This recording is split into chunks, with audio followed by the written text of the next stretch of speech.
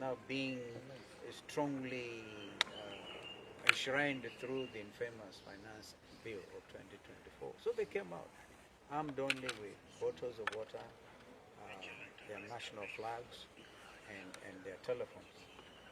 And they did what actually became a very heroic action. So today we want to remember them.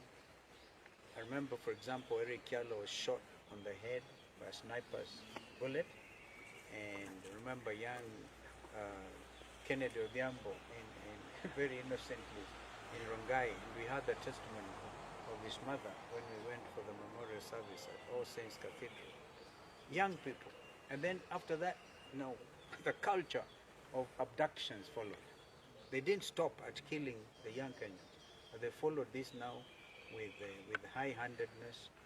The Sumbarus, the famous Sumbarus. I remember, by the way, in 2023, I was myself put under house arrest. I was not allowed to come out because previous week we went all the way to Wote and other places. We were all over. So brutality has been the order of the day of this Kenya Kwanza administration. Now, today, we just want to remember these young people. Yesterday, when we were launching the People's Restorative Justice Commission, we made it very clear that our intention today was to come and lay wreaths in remembrance of these young people. And I think that is, as their parents are entitled, and other Kenyans are entitled. We also actually said clearly, we've been saying it, today is a public holiday. Indeed, it is now going to, is it 9 o'clock? And I've never seen the streets of Nairobi being so clear, easy traffic today. A lot of Kenyans have chosen to stay at home in sympathy with what happened on the 25th of June, 2024. That is where we are here. Eugene made it clear, if there are people wielding machetes, pangas, and burungus, that is not our culture. And it is time, we now need to make it clear. When the rungu wielding people, they are demonstrating against the killing of Ojwang, right? Then these people came. They came out carrying rungus and wherever. They did not stop there. Yeah? Not the young people. The organized gangs are the ones who rained terror on shop owners in the streets, in Koinange Street, in Kaunda Street. I remember people who are the electronic shops, for example. Even the police were helping themselves. Amazing. So I think that we need to call them out and to say that this country changed forever, politically. The governance of this country changed forever on the 25th of June last year. And that's why we are here. And therefore nobody can wish that away. As you heard us say yesterday, we set up the PRGC, right, led by Justin Muturi, and we know that the world attention will be drawn to that because men and women all over the world want justice. Justice for Ojwang, justice for heroes of 25th of June. And today, as we speak, not a single penny has been paid by this administration to the either victims, of course, are gone, but also their relatives, also victims. Not a single penny, and yet we actually remember when for example, ODM joined this administration outside KICC. One of the points in the 10-point agenda was compensation. Even I think in Mutembei, Raila tried to remind them. Okay, nobody. It's like talking to a stone. This is why we cannot understand why those people, anybody would have wanted to join them. So we have set up a People's Commission, Justice Commission. And we know the world will be coming in, and if you look at the quality and the membership of that commission led by Justin Muturi, it is the best we could think of doing, and we must thank our brother Justin Muturi for agreeing to chair that, because his credentials will even attract all attention, perhaps even support, because I think the media will be invited, to hear all these stories, some of which we had yesterday. And so we must get our country back. That's why we are here. Okay. Yeah. Thank you. Maybe to Eugene, you've seen the huge security apparatus deployment in town and CBD even at Parliament. What does this speak?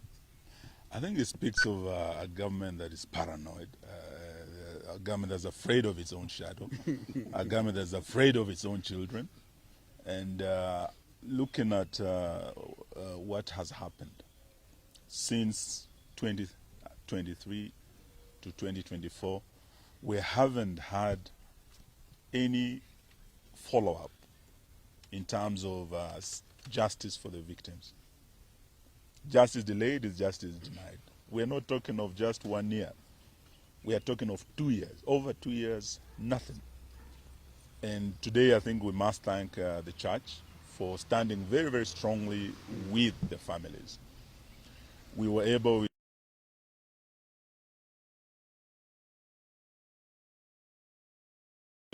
and we had all churches coming together, the evangelicals, and they all came together. And we prayed with the families and the victims of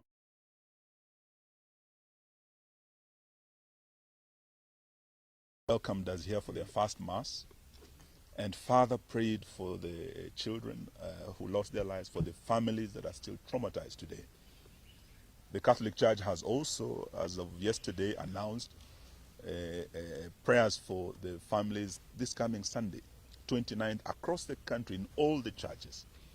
This really is very comforting for the families. Looking at a system, a government that is very insensitive, that does not care or has no intention of rendering justice to the victims. So as the People's Opposition, I think today we are here to stand in solidarity with the families. Some of them were with us yesterday, some of them were with us for Mass this morning, and we have flowers. We want to march with these families just to Parliament across the road to lay these flowers at the gates of Parliament where our slain heroes fell.